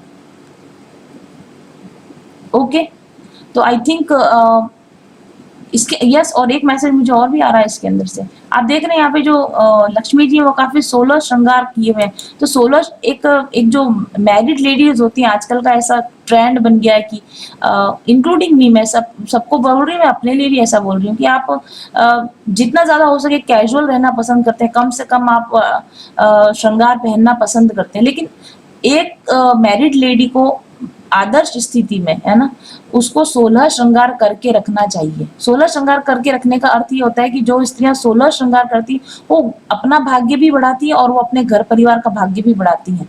और उनके श्रृंगार करने से उनकी वाइब्रेशंस बढ़ती है, उनके आसपास के लोगों की वाइब्रेशंस बढ़ती हैं और सुख सौभाग्य में वृद्धि होती है। तो लक्ष्मी जी को आपने कभी भी नहीं देखा होगा कि वो कभी भी इससे कम श्रृंगार में आपको कभी लक्ष्मी जी नजर नहीं आते। तो अगर आप मैरिड हैं तो, और अगर आप घर में, और वैसे भी अगर आप घर में लड़की हैं अगर आप, तो आपको बेस्ट ऑफ द बेस्ट, अपना बेस्ट तैयार होकर रहना चाहिए। मतलब मैले फटे हुए वस्त्र या बिना प्रेस किए हुए पहन लिए, या बाल बिखरे हुए हैं, या दांत पीले हो रहे हैं आपके, या एड़ियां फटी हुई है आपकी, और मतलब वेल मेंटेन अगर आप नहीं हो दिखने में भी, और वेल मेंटेन अगर वेल रेडी आप नहीं हो, तो फिर आप मान के चलो कि जिंदगी में आपको मनी की प्रॉब्लम आ जाएगी। अगर आपको इस वक्त भी मनी की प्रॉब्लम हो तो पहली चीज अपने घर को, अपने आसपास के वातावरण को पॉजिटिव एनर्जी से फीड कीजिए, साफ सुथरा रखिए, और अपने आप को भी पॉजिटिव और साफ सुथरा रख के और तैयार रेडी रखने की कोशिश कीजिए। तो आपकी जिंदगी से मनी की प्रॉब्लम सॉल्व हो जाएगी। और मनी की प्रॉब्लम सॉल्व करनी तो विष्णु नारायण को आप पूजा करना शुरू कीजिए, तो आपको मनी की प्रॉब्लम सॉल्व हो जाएगी। और कोई भी आपका साथ नहीं दे रहा, कोई भी आपका सहारा नहीं दे रहा, तो एटलीस्ट भगवान विष्णु और भगवान लक्ष्मी को अपना मदर फादर समझकर उनके साथ में अटैच हो जाइए, उनके साथ में जुड़ जाइए, और एक स्पिरिचुअल लाइफ और एक मटीरियल लाइफ के बीच में आप बैलेंस बनाने की कोशिश कीजिए। तो डेफिनेटली आपको ये सारे मैसेजेस हैं जो मुझे इस कार्ड से मिल रहे हैं, और भी मैसेजेस हैं। लक्ष्मी जी की कभी भी खड़ी हुई तस्वीर नहीं होनी चाहिए। जो खड़ी रहती ना लक्ष्मी जी, वो उनकी तस्वीर नहीं रहनी चाहिए। लक्ष्मी जी बैठे हुए होने चाहिए, विराजित होने चाहिए, कमल पर विराजित होने चाहिए, और मुस्कुराती हुई तस्वीर होनी चाहिए। और लक्ष्मी जी के दोनों तरफ अगर हाथी हो, सफेद हाथी जो उनको कलश से स्नान करा रहे हो, पानी में हाथी खड़े हुए और कलश से स्नान करा रहे हो, ऐसी मूर्ति अगर आपके घर में लगी होती है ना, तो वो मूर्ति जो होती है आपको सुख समृद्धि लाती है। खड़ी हुई लक्ष्मी की पूजा ना करें, बैठी हुई लक्ष्मी की पूजा करें। ऐसा मैसेज भी इस कार्ड के अंदर है।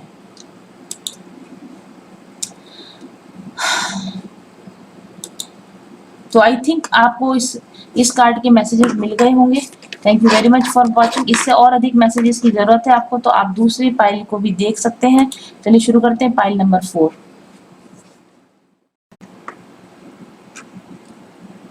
तो जिन्होंने कार्ड नंबर 4 चुना है, माँ लक्ष्मी का कार्ड जिन्होंने चुना है, इस पर लिखा है इंटेलिजेंस। और इसके पीछे अगर हम देखें तो इस पर गीता का श्लोक लिखा हुआ है, चैप्टर 3 वर्स 42। यहाँ पर संस्कृत में श्लोक लिखा हुआ है और उसका इंग्लिश मीनिंग दिया हुआ है। मैं आपको इसको हिंदी में समझाती हूँ। इसका हिंदी अनुवाद ये कहता है कि शरीर से भी परे इंद्रियां श्रेष्ठ है, इंद्रियों से परे मन श्रेष्ठ है, मन से परे बुद्धि श्रेष्ठ है, और बुद्धि से परे आत्मा श्रेष्ठ है।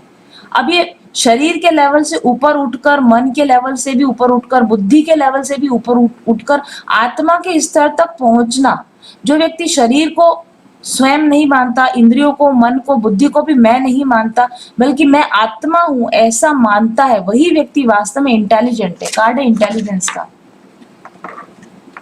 तो अपने आप को एक आत्मा मानना, अपने आप को शरीर ना मानना, अपने आप को मन, बुद्धि, इंद्रियां न मानना और अपने आप को आत्मा मानना, दैट इज प्योर इंटेलिजेंस। वही ज्ञान है, वही सच्चा ज्ञान है।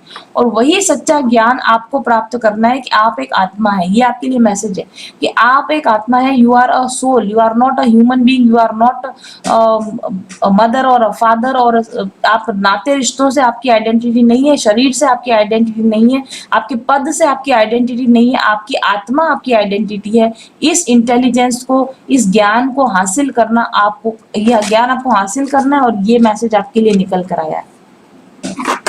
और ये समझ जो होती है ना, वो किताबों में पढ़ने से नहीं आती। किताबों में पढ़कर तो जो समझ आनी होती तो आ चुकी होती। आपको अपने अंदर उतर कर उस ज्ञान को अर्जित करना है। और ज्ञान की देवी सरस्वती यहाँ पर बनी हुई है। इसका मतलब यह है कि आपको देवी सरस्वती की उपासना करके आपको ऐसा ज्ञान मिल सकता है। आप देवी सरस्वती की उपासना करने का मतलब ये नहीं कि आप तस्वीर लेकर आ जाएं और आप उसको से अगरबत्ती करें, वो तो आप करें ही, उसमें कोई दिक्कत नहीं। अगर आप एक स्टूडेंट है तो डेफिनेटली आपके घर में सरस्वती का तस्वीर होनी ही चाहिए। अगर आप एक शादीशुदा है तो अभी इससे पिछले वाले बारे में मैंने आपको बताया, लक्ष्मी नारायण की आपको पूजा करनी चाहिए। लेकिन अगर आप स्टूडेंट है, अगर आप सिंगल है और स्टूडेंट है और आप करियर बनाना चाहते हैं तो डेफिनेटली आपको माँ सरस्वती की तस्वीर की, ऐसी तस्वीर की जिसमें आप देख रहे हैं इधर पानी बह रहा है, यहाँ मयूर है और उन्होंने लाइट कलर के वस्त्र पहने हुए हैं, वीणा है, माला है, पुस्तक है, ऐसा जो एनवायरनमेंट दिखता हो, इस एनवायरनमेंट की, इस देवी की आपको पूजा करनी चाहिए। उस देवी की पूजा करने से आपको क्या हासिल होगा? देवी की, कहते हैं ना कि खाली पूजा करने से क्या होगा, ऐसा नहीं होता। सबकॉन्शियस माइंड में मैसेजेस जाते हैं। इस तस्वीर के जो मैसेजेस होते हैं वो आपके सबकॉन्शियस माइंड में जाते हैं। और इसके अंदर या माँ सरस्वती से आप क्या सीख सकते हो, या इस जो आप कार्ड देख रहे हो इसमें क्या सबकॉन्शियस मैसेजेस हैं आप देख रहे हो। अगर इस कार्ड को अगर आप ध्यान से देखोगे तो माँ के हाथ में वीणा है, माला है, पुस्तक है, और एकांत में बैठे हैं, पानी बह रहा है और मयूर उनके पास में है। तो इसका महत्व यह है कि आप इन सब चीजों से बहुत कुछ सीख सकते हो, इनकी जिंदगी से बहुत कुछ सीख सकते हो। इनके इस जो तस्वीर है ना, इसमें स्टडी मैनेजमेंट है, बेहतरीन स्टडी मैनेजमेंट की स्किल है इसके अंदर। इस तस्वीर को इस तरीके से बनाया गया है कि आपको एक स्टूडेंट को कैसे अपनी लाइफ को मैनेज करना चाहिए वो इसमें सिखाया हुआ है। माँ सरस्वती को आपने देखा होगा हमेशा सफेद वस्त्र पहनती है। तो इसका मतलब क्या है? पहली चीज तो जो स्टूडेंट होते हैं उनको बहुत ज्यादा फैशनेबल होने से बचना चाहिए, सोबर लाइफस्टाइल अपनानी चाहिए उनको, ओके। और उनको शुद्ध आचरण करना चाहिए, शुद्ध वस्त्र पहनना चाहिए। गंदे मैले कुचले वस्त्र पहन के बैठे, नहाए नहीं और गंदे गंदे बेड के अंदर बैठ के पढ़ रहे हैं, ऐसे नहीं होना चाहिए। आपको बहुत अपने साफ धुले हुए वस्त्र होने चाहिए, और वस्त्र ऐसे होने चाहिए कि जिनके अंदर भड़कीले वस्त्र ना होने चाहिए या फैशन शो करने वाले वस्त्र एक स्टूडेंट के नहीं होने चाहिए। ये सिखाया गया है इसके अंदर। और माँ के हाथ में हमेशा एक बुक रहती है। बुक का मतलब है कि आप स्टूडेंट हो तो आपके हाथ से बुक कभी अलग नहीं होनी चाहिए। और अगर आपने फाइल चुनी और आप स्टूडेंट नहीं हो तो आप दूसरी फाइल चुन सकते हो। तो आप किताबें, इसका मतलब ये नहीं कि हाथ में हमेशा किताब लेके चलना, लेकिन माइंड में हमेशा आपके रहना चाहिए कि आई एम अ स्टूडेंट, मैं ज्ञान प्राप्ति का इस समय में काम कर रहा हूँ और मेरे को अपनी किताबों से अलग नहीं होना है। ये इसका मैसेज है। और दूसरा, आपने माँ के हाथ में माला होती है। माला का मतलब होता है चिंतन करना। आप जो काम आप कर रहे हैं वो चीज आपके दिमाग में 24 घंटे चलते रहनी चाहिए। आप जो पढ़ाई कर रहे हैं, जो डिग्री कर रहे हैं, उससे रिलेटेड थॉट्स ही आपको आने चाहिए। इधर उधर की थॉट्स आपको नहीं आनी चाहिए। एक ही जगह पर आप चिंतन करते रहते तो आपकी इंटेलिजेंस बढ़ती है, ओके। और वीणा का क्या प्रतीक है? वीणा का मतलब ये है कि आपको सिर्फ जब आप पढ़ाई करें ना तो थोड़ा टाइम ऑफ भी निकालें, यानी कि आप अपने हॉबीज के लिए भी निकालें। थोड़ा टाइम आप साउंड थेरेपी के लिए भी निकालें। अपने माइंड को बैलेंस करने के लिए आप अच्छा संगीत सुने। Veena is not like pop music नहीं सुनना, आपको रैप म्यूजिक नहीं सुनना। आपको ऐसा संगीत सुनना है जो कि आपके मन बुद्धि के लिए अच्छा हो। हेल्दी म्यूजिक आपको सुनना चाहिए। और ललित कलाएं होती है जैसे चित्रकला, ये वो, यानी हॉबीज को भी बराबर महत्व देना चाहिए, ऐसा इसके अंदर मैसेज है। और नदी जो बह रही है, झरना जो बह रहा है, इसका मतलब ये है कि एक तो विद्यार्थियों को जो है ना कोलाहल से दूर रहना चाहिए। कोलाहल, प्रकृति का कोलाहल तो हो सकता है, लेकिन लोगों के कोलाहल से दूर रहना चाहिए। एकांत में बैठकर पढ़ाई करना चाहिए। और अगर स्टूडेंट है आप, तो आपको एकांत में कुछ समय आपको एकांत में जरूर बिताना चाहिए। लोगों से दूर जाकर अपनी हॉबीज के साथ, खुद के साथ अकेले बैठें, ऐसा एक स्टूडेंट को हमेशा करना चाहिए। और मोस्ट ऑफ द टाइम पीछे की तरफ उगता हुआ सूरज दिखाया जाता है। उगता हुआ सूरज का मतलब ये है कि सुबह सुबह उठकर पढ़ाई करें, सुबह जल्दी उठकर आप पढ़ाई करें, तो आपको जो भी विद्या होती है वो जल्दी आती है, इंटेलिजेंस आपके अंदर जल्दी आती है। और मोर जो होता है ना, ये निष्काम का प्रतीक है। जो स्टूडेंट होता है ना, उसको कामी या कामुक चीजें देखनी नहीं चाहिए, या उसको किसी तरह के लव रिलेशन में जाना या किसी तरह के बॉडीली रिलेशंस में उसको अपने आप को दूर करके रखना चाहिए। इसका ये मैसेज है यहाँ पर। तो इंटेलिजेंस, अपनी इंटेलिजेंस को अगर आपको बढ़ाना है, और ये बात जो स्टूडेंट नहीं है उन पर भी लागू होती, क्योंकि ज्ञान सभी के लिए इंपॉर्टेंट है। स्टूडेंट लेवल तक ही आप ज्ञान अर्जित करो, बाद में आप ज्ञान अर्जित ना करें, दैट इज नॉट डन। और ज्ञान का मतलब कोई स्कूल या कॉलेज की शिक्षा से नहीं है, कोई डिग्रियों से नहीं है। ज्ञान का प्राप्ति जो है वो एक ऑनगोइंग प्रोसेस होता है। ज्ञान तो हमेशा अर्जित करते रहना चाहिए मनुष्य को, जीवन पर्यंत मनुष्य को ज्ञान अर्जित करते रहना चाहिए। क्योंकि ज्ञान, आपने ये वर्ड सुनी होगी, नॉलेज इज पावर। ज्ञान ही शक्ति है। दुनिया की हर चीज खत्म हो सकती है, धन नष्ट हो सकता है, आपको बॉडी खराब हो सकती है, बीमार हो सकते हो, लोग आपसे अलग हो सकते हैं, लेकिन आपका प्राप्त किया हुआ ज्ञान ऐसा है जो किसी भी काल में आपका साथ नहीं छोड़ता। लक्ष्मी जी साथ छोड़ के जा सकती है, लेकिन सरस्वती साथ छोड़ के नहीं जा सकती। इसीलिए आपने देखा होगा कि लक्ष्मी जी और सरस्वती की साथ साथ पूजा की जाती है। जब हम लोग पूजा करते तो लक्ष्मी और सरस्वती और गणेश की साथ साथ पूजा करते। क्या कारण है कि अभी अभी आपने इससे पहले वाला कार्ड देखा था, वो लक्ष्मी जी का कार्ड आया था, उसके जस्ट बाद हमारे पास सरस्वती का कार्ड आया। मतलब अलोन लक्ष्मी की पूजा नहीं करनी चाहिए। आप जब भी आप लक्ष्मी जी की पूजा करते हैं, मैंने आपको भी कहा था कि पिछले कार्ड में, लक्ष्मी के साथ आपको विष्णु भगवान की पूजा करनी चाहिए, लक्ष्मी जी के साथ आपको सरस्वती की पूजा भी करनी चाहिए, क्योंकि लाइफ मैनेजमेंट है। ये जो लक्ष्मी और सरस्वती के साथ पूजा करना और गणेश को उसके साथ में रखना, that is kind of a life management. इसमें लाइफ मैनेजमेंट के गुण छुपे हुए हैं। क्योंकि लक्ष्मी धन की देवी है और सरस्वती ज्ञान की देवी है और गणपति बुद्धि के देवता है। मतलब इसका मतलब क्या है कि लक्ष्मी जी तब तक नहीं मिलेगी जब तक कि हमारी बुद्धि निर्मल नहीं होगी और जब तक हमारे पास पर्याप्त ज्ञान नहीं होगा। आपकी बुद्धि सही है, आपकी इंटेलेक्ट सही है और आपको पर्याप्त नॉलेज है, तो ही आप लक्ष्मी प्राप्ति के अधिकारी हैं। और अगर आपको लक्ष्मी मिल भी जाती है, मान लीजिए कहीं से जमीन जायदाद बेचकर आपको पैसा मिल भी जाता है, या आपको विरासत में कहीं से बहुत बड़ा धन मिल भी जाता है, तो उस धन को संभालना भी आपको तभी आएगा जब आपके पास ज्ञान और बुद्धि होगा। आपको उसका प्रॉपर इन्वेस्टमेंट करना भी तभी आएगा जब आपके पास ज्ञान और बुद्धि होगा। तो अगर लक्ष्मी जी को अपने घर में टिकाए रखना है तो ज्ञान और बुद्धि की उपासना करना जरूरी होता है। और यही बात अभी अभी कार्ड्स में भी आपने देख ली, पहले लक्ष्मी जी का कार्ड आया और उसके साथ ही हमारे पास सरस्वती का कार्ड आ गया। मतलब अगर आप लक्ष्मी जी की उपासना करते हैं और आप सरस्वती की उपासना नहीं करते हैं, तो बहुत पॉसिबल है कि ऐसी जो लक्ष्मी है वो आपके पास बहुत अधिक समय तक टिक नहीं पाएंगी। और जो धन है, धन को भी शक्ति माना गया है, लेकिन धन भी अर्जित तो ज्ञान की शक्ति से ही किया जाता है। और लोगों की जो जन शक्ति होती है, जन शक्ति का मतलब लोगों को अपने साथ रखने का बल, वो भी जब तक आपके पास ज्ञान नहीं होगा तब तक बिल्कुल बेवकूफ और अज्ञानियों के पास कोई लोग बैठना पसंद नहीं करते। अगर आपके पास बुद्धि है तो लोग आपकी बात सुनना पसंद करेंगे, लोग आपके पास बैठना पसंद करेंगे, लोग आपका पक्ष लेना पसंद करेंगे। तो कुछ भी हो जाए, आपको चाहे लोगों का सहयोग चाहिए या आपको धन कमाना हो, किसी भी स्थिति में आपको ज्ञान तो अर्जित करना ही चाहिए, चाहे आप स्टूडेंट है या चाहे स्टूडेंट नहीं। आपका जो भी व्यवसाय है, आपका जो भी काम है, उसमें आपको पूरा नॉलेज होना चाहिए। आप जो भी काम करते हैं उसका कंप्लीट नॉलेज अगर आपको नहीं होगा तो आप उस व्यवसाय के टॉप पर आप नहीं पहुंच पाएंगे। इसलिए आप जो भी काम करते हैं उसमें उसको पूरे नॉलेज के साथ में कीजिए, उसमें पूरी इंटेलेक्ट लगाकर उसके साथ में काम कीजिए, ठीक है। और अध्यात्म अगर जगत में आप जाना चाहते हैं, आध्यात्मिक ज्ञान आप प्राप्त करना चाहते हैं, तो डेफिनेटली अब आपने देखा पहले विष्णु भगवान आए, फिर लक्ष्मी का हमारे पास कार्ड आया, फिर सरस्वती का कार्ड आया। आपको अगर भक्ति करनी है तो आपको भक्ति और स्पिरिचुअलिटी और उसके सांसारिक जीवन के साथ एक बैलेंस बनाना होगा। ये कार्ड था इससे पहले वाला। और उसके साथ आपको ज्ञान की उपासना करनी, ईश्वर को प्राप्त करना है तो ज्ञान। अभी मैंने जो इससे लास्ट टू लास्ट कार्ड था उसमें मैंने आपको कहा था कि ज्ञानी भक्त भगवान को सबसे अधिक प्रिय होता है। तो ज्ञानी भक्त अगर आपको बनना है तो आपको सरस्वती की उपासना करनी ही होगी। ज्ञानहीन भक्त भगवान को पसंद नहीं होता, बेवकूफ भक्त भगवान को पसंद नहीं होता है। इसलिए यदि आपको आध्यात्मिक नॉलेज लेनी है, यदि आपको ईश्वर का सानिध्य प्राप्त करना है, तब भी आपको इंटेलिजेंस और नॉलेज का सहायता लेनी ही चाहिए। जब तक आप ऐसा नहीं करेंगे तब तक आप आध्यात्मिक उन्नति भी बहुत अधिक नहीं कर पाएंगे। केवल भगवान का भजन करना, कीर्तन करना अच्छी बात है, और मैं कह रही हूँ कि जब आप भगवान का भजन और कीर्तन करते हैं, ऑटोमेटिक इंटेलिजेंस आपकी तरफ आती है, ऑटोमेटिक चीजें, नॉलेजफुल चीजें आपकी तरफ आने ही लगती हैं। तो अगर आपको नॉलेज चाहिए तो आप उसके लिए नाम जप वगैरह भी आप करते हैं ना, तो ऑटोमेटिक सरस्वती की कृपा आप पर होती है। वो नॉलेज जो आप तक नहीं थी, वो नॉलेज ऑटोमेटिक आप तक पहुंचने भी लगती है। ऐसा भी बिल्कुल सच है। तो ज्ञान के द्वारा भक्ति की प्राप्ति होती है, और भक्ति के द्वारा ज्ञान की प्राप्ति होती है, और ज्ञान और भक्ति के द्वारा ईश्वर की प्राप्ति होती है। ऐसा इसके अंदर संदेश लिखा हुआ है।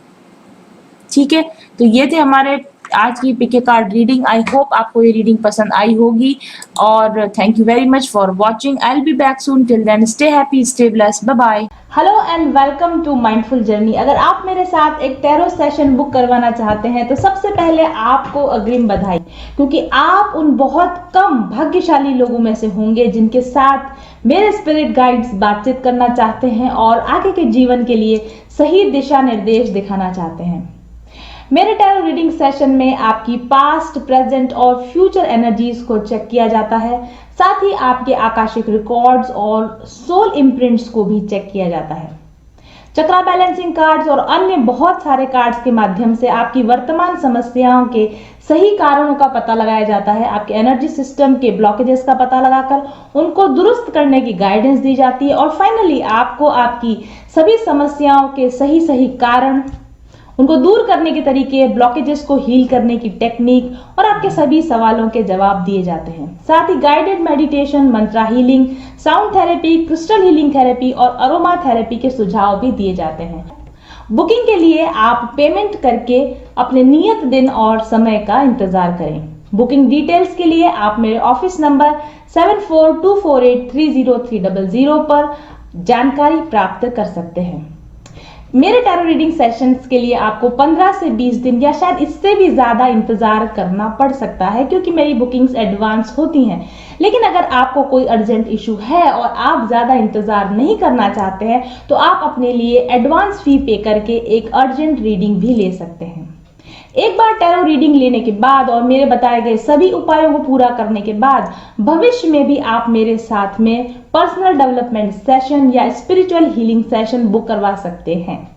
रीडिंग के दौरान आपके लिए जो ब्लॉकेजेस निकल कर आए हैं उनको रिमूव करने के लिए मैंने स्पिरिचुअल हीलिंग बेसिक कोर्स भी तैयार किया है। इस कोर्स में लगभग अभी 80 हीलिंग एक्सरसाइजेज हैं जो आपकी complete spiritual, mental, physical healing करने के लिए पर्याप्त होती हैं, और आप इसे रीडिंग के बाद परचेज कर सकते हैं। साथ ही माइंडफुल जर्नी के activated crystal products, planner, aroma products और अन्य उत्पाद भी आप रीडिंग के साथ खरीद सकते हैं। सेशन की वर्तमान फीस और अवेलेबल डेट्स जानने के लिए आप ऑफिस नंबर पर संपर्क करें और अपनी बुकिंग आज ही कंफर्म करें। बहुत कम लोगों के साथ मैं डील करती हूँ। आप अगर उस बहुत कम ग्रुप के अंदर शामिल होना चाहते हैं जो मुझसे रीडिंग लेकर गाइडेंस चाहते हैं तो जल्दी कीजिए, और क्योंकि आपको समय लंबा लग सकता है, वेट ज़्यादा करना पड़ सकता है, इसलिए आज ही ऑफिस नंबर पर संपर्क कीजिए और अवेलेबल डेट्स की जानकारी लीजिए। Thank you very much for watching. चल पथिक उस देश जहाँ पर सूरज सा उजाला, चल पथिक उस देश जहाँ पर सूरज सा उजाला, चांद से शीतलता है हर पल जो फूलों की माला, एक दूजे का हाथ थाम कर आगे बढ़ते जाए, मधुर गीत के गुंजन के संग ज्ञान के दीप जलाए, भीतर की यात्रा कर ले तू थाम के हाथ हमारा, कठिन राह पर हम बनेंगे एक दूजे का सहारा, उजाले की ओर ले चले, उजाले की ओर ले चले, उजाले की ओर ले चले, उजाले की ओर ले चले, चल पथिक उस देश जहाँ पे सूरज सा उजाला, चल चल पथिक उस देश जहाँ पे सूरज सा उजाला, मिट जाता है सबके जीवन का अंधेरा काला, सतरंगी सपने